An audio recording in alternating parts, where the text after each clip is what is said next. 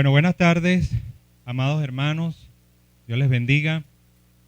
Por acá su hermano y amigo Dalmiro Salazar. Vamos a estar orando para poner este tiempo en las manos del Señor. Padre, te damos gracias. Te seguimos dando gracias en la tarde de hoy. Gracias por tu amor, tu misericordia.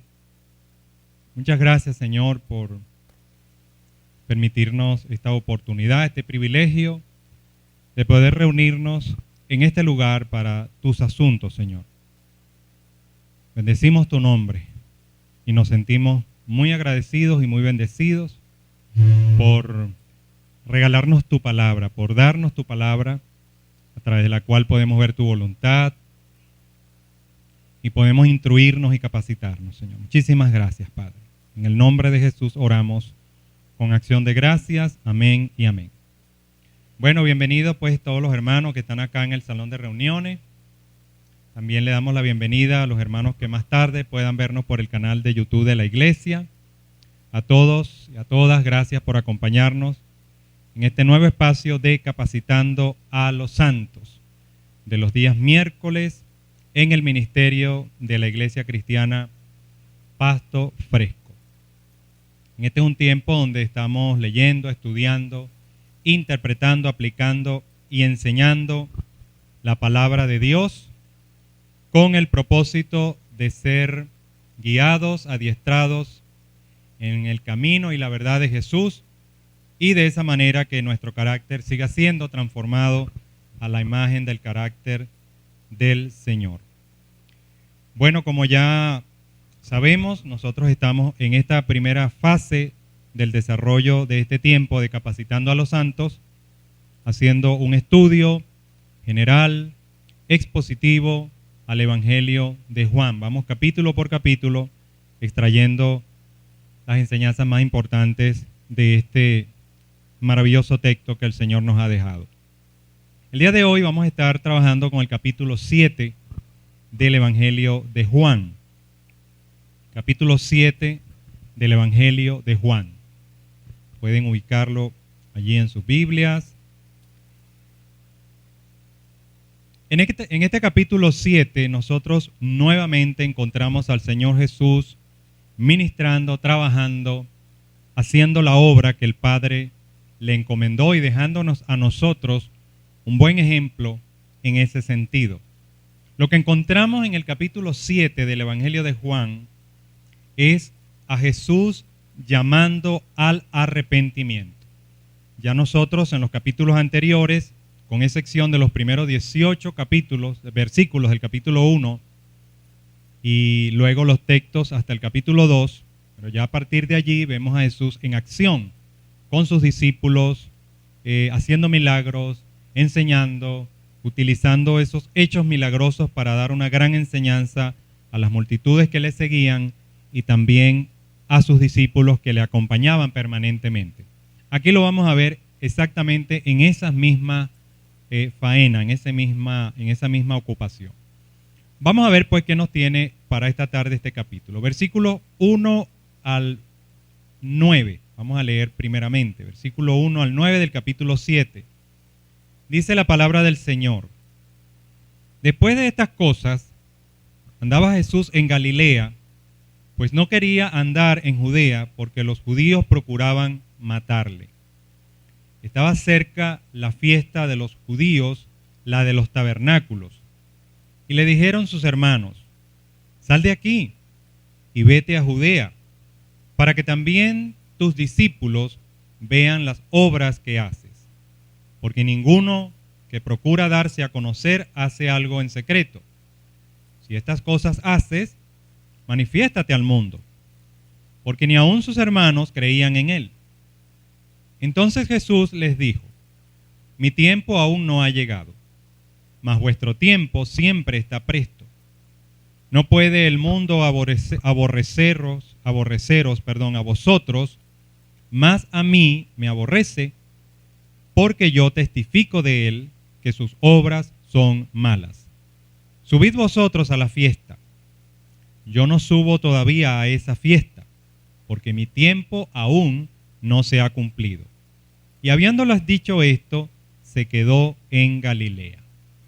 Bueno, la enseñanza central de estos primeros 9 versículos es que Jesús evita algún evento que pueda procurar su muerte, porque Él va a morir es en la Pascua, como un verdadero Cordero de Dios, y además el tiempo que el Padre había señalado para tal evento todavía no había llegado.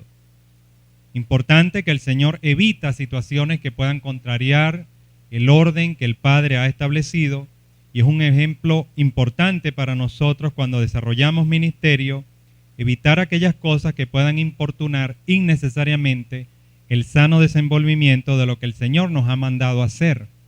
Debemos ser juiciosos como Jesús, debemos tener esa sabiduría y esa visión y ese discernimiento como Jesús, de que algo que vayamos a hacer no vaya a ser estorbado antes de tiempo, y de que nuestro crecimiento y nuestro servicio al Señor no sea dañado antes de tiempo. ¿Qué es lo que vemos en esta primera parte de la narrativa del capítulo 7?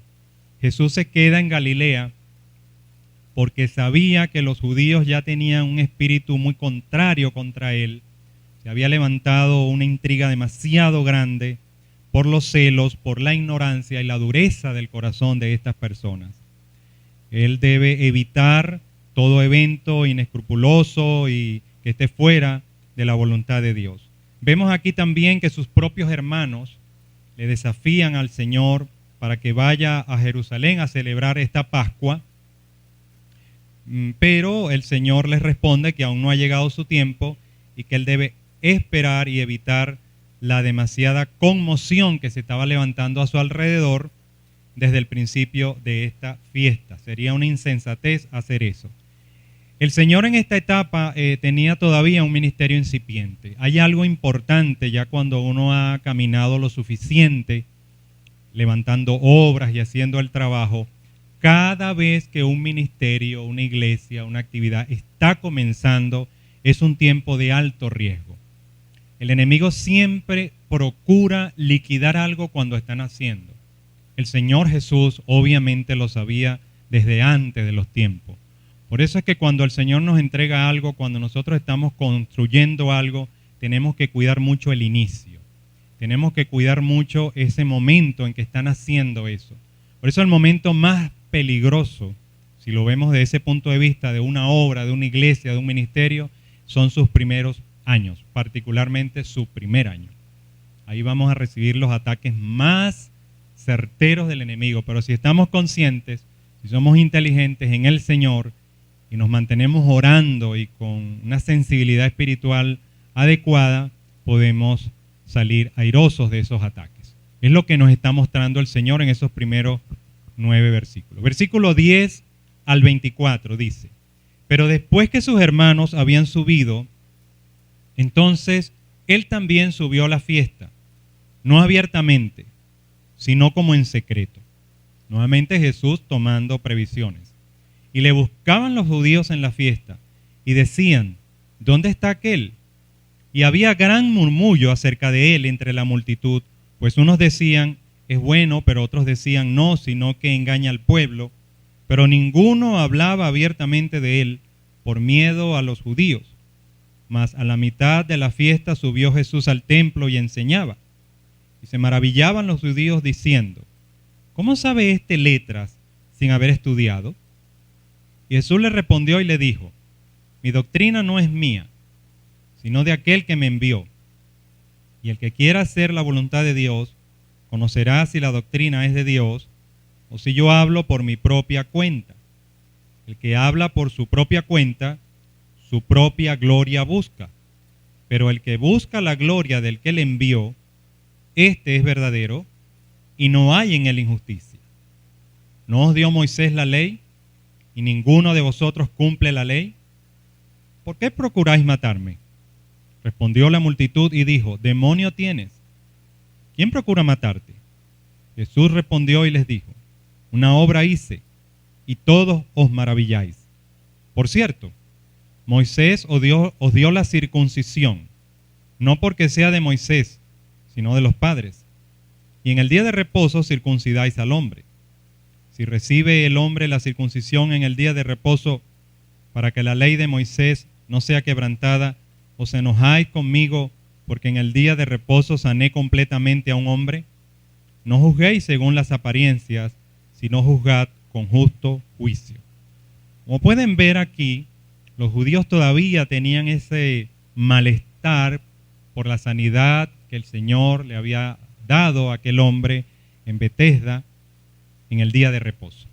Ellos no habían superado esa situación y todavía seguían enojados con el Señor. No obstante a ello, fíjense la contrariedad de esto, ¿no?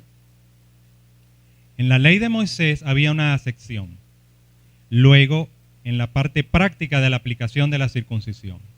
Si un niño nacía en día de reposo y cumplía el tiempo de circuncidarlo y era día de reposo, se podía hacer, porque estaba prohibido incluso hasta circuncidar a alguien en un día de reposo. Y el Señor dice, bueno, ¿cómo es posible que ustedes pueden circuncidar a un niño y yo no puedo sanar a una persona que estaba atada por tantos años?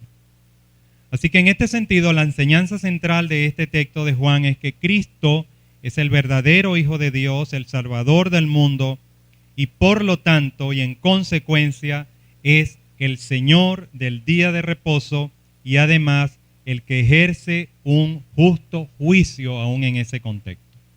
De tal manera que el Señor, en otras palabras, le dice, no es la curación de un hombre más importante que la circuncisión de un niño. Los judíos vivían de la apariencia, vivían de esa religión, de ese status quo religioso político que habían construido. El Señor era una amenaza permanente para ellos y ese es el trasfondo de lo que está ocurriendo acá. Versículo 25 en adelante dice ahora, decían entonces unos de Jerusalén, ¿no es este a quien buscan para matarle? Pues mirad, habla públicamente y no le dicen nada. ¿Habrán reconocido en verdad los gobernantes que este es el Cristo? Pero este sabemos de dónde es, mas cuando venga el Cristo nadie sabrá de dónde sea. Jesús entonces, enseñando en el templo, alzó la voz y dijo, a mí me conocéis y sabéis de dónde sois.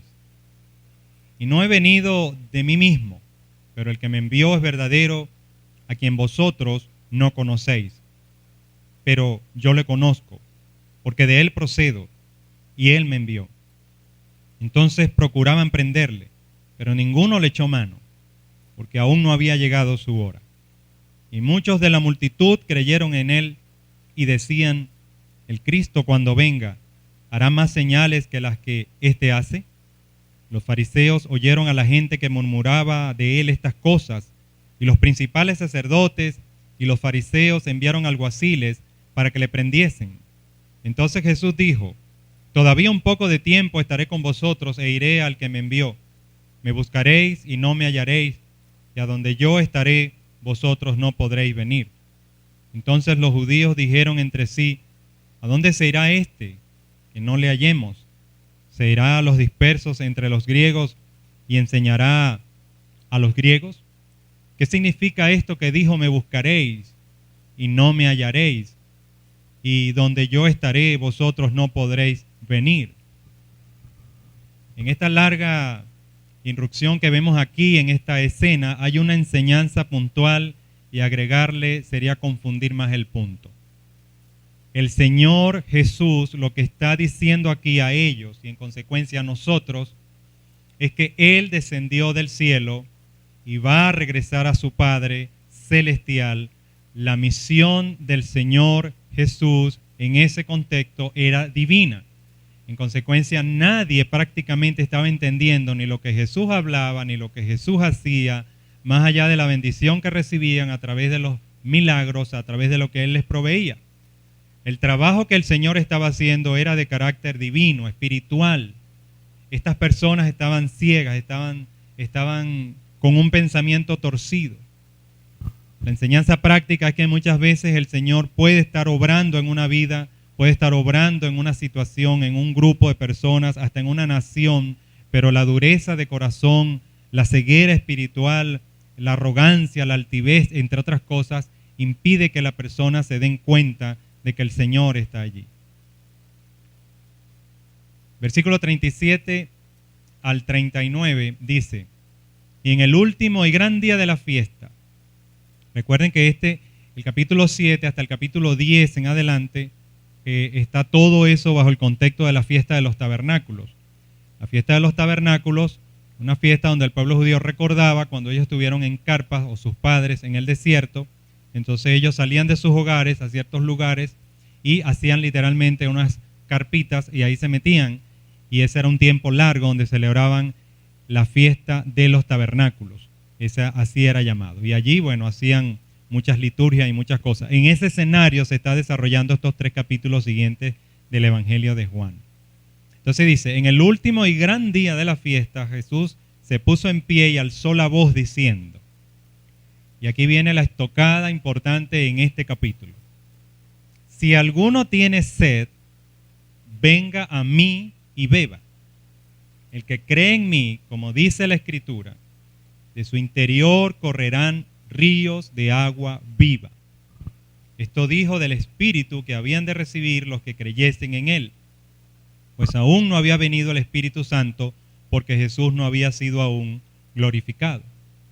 La enseñanza acá es que Jesucristo satisface la sed espiritual, dando a todos los que acuden a él la plenitud de su espíritu, del gozo y de la alegría. Obviamente dice el texto que el Señor no había sido glorificado, es decir, aún no se había realizado ni la muerte, ni la resurrección, ni la ascensión del Señor Jesús, que es lo que iba a dar pie para luego enviar al Espíritu Santo, que es el que calma la sed espiritual y el hambre también espiritual, que ya lo había trabajado en el capítulo 6 con la simbología del pan que descendió del cielo.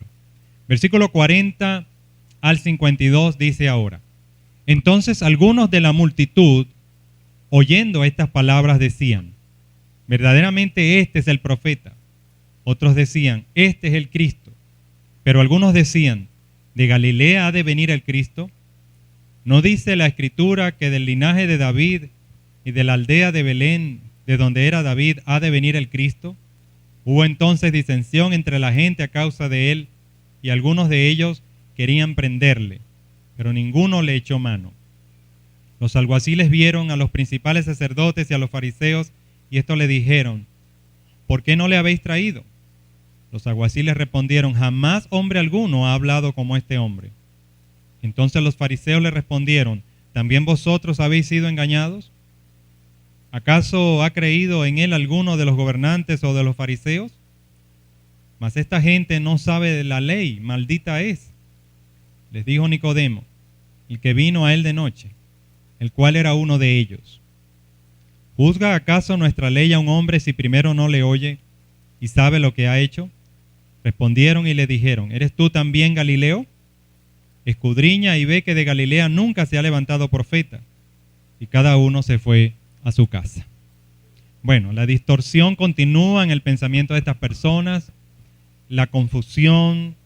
Y hermanos, cuando alguien está cerrado, está obtuso, si se me permite ese término, la luz no la ve, la explicación no la entiende, la revelación no la puede comprender. De tal manera que aquí estamos ante un gran ejemplo de los efectos de la incredulidad del corazón. Cierra la mente, cierra el corazón, incluso para reconocer honestamente al Señor. Observen que ellos decían que el Señor venía de Galilea, lo que no era cierto. Es decir, las preguntas se contradicen. Era todo un desastre la mente de estas personas. Ahora, finalizando la lectura y breves comentarios del texto de Juan capítulo 7, puntualizamos algunas cosas que en conclusión aprendemos de la lectura general de este capítulo. En primer lugar, lo que observamos acá, que en medio de esta diatriba, en medio de esta controversia, en medio de esta situación, una vez más, vemos al Señor Jesús ecuánime, vemos al Señor Jesús no con una actitud de pelea, no con una actitud de responder ante lo que le están haciendo, sino con una actitud de exhortación, con una actitud de enseñanza hacia estas personas para que se arrepientan. En la fiesta de los tabernáculos se reunían multitudes en estos lugares y el Señor se levanta en medio de ese escenario y dice, si alguien tiene sed, que venga a mí y beba. En otras palabras, mis amados hermanos, hoy en medio de las circunstancias que nos rodean, nosotros no debemos dejar de predicar el Evangelio, no debemos dejar de explicar la palabra de Dios y tenemos que estar conscientes de algo que venimos explicando desde que comenzamos el estudio de este Evangelio tan maravilloso. Amados hermanos, muchas veces vamos a encontrar obstáculos cuando predicamos. En el mismo pueblo de Dios vamos a encontrar resistencia. Podemos encontrar gente que contraría el mensaje del verdadero Evangelio. Pero nosotros tenemos el ejemplo del Señor, mantenernos ecuánime, sin fluctuar y seguir adelante. Otra enseñanza aquí, ya la comenté al principio, es que el Señor no hizo nada fuera del horario divino. El Señor sabía que había un plan establecido por el Padre, lo respetó y lo cuidó. Importante pedirle al Señor que también nos ayude a entender el plan que tiene para nosotros, a discernirlo y nosotros ir cumpliendo ese plan sin permitir que otros o otras situaciones lo dañen. De igual manera, la respuesta de las personas aquí. Algunos no lo quieren aceptar porque el Señor habla de sus pecados, el Señor va a revelar la maldad que hay en su corazón y por eso le aborrecen. En el fondo los judíos sabían que si el Señor Jesús seguía adelante, todo su sistema se iba a caer. Todas sus patrañas se iban a revelar.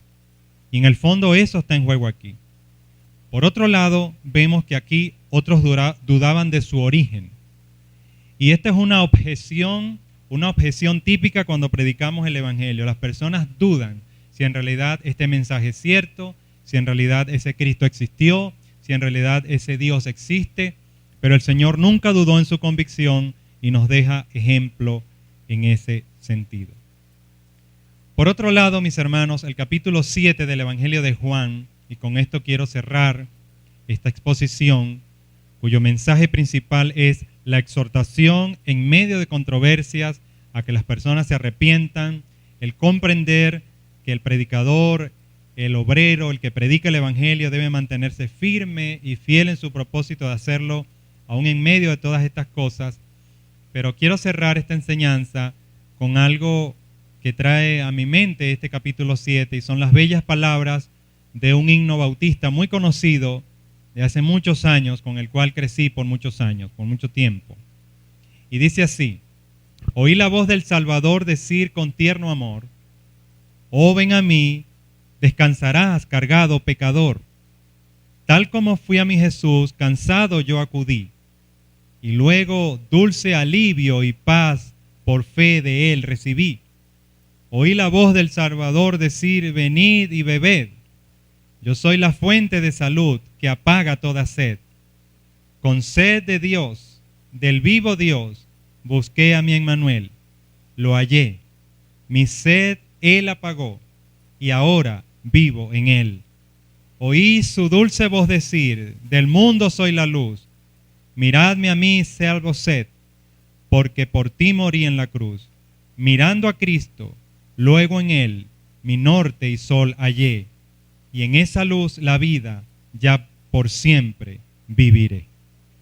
Así que el mensaje del capítulo 7 del Evangelio de Juan es el Señor llamando a los pecadores al arrepentimiento. Encontramos contrariedad, encontramos controversia, encontramos resistencia.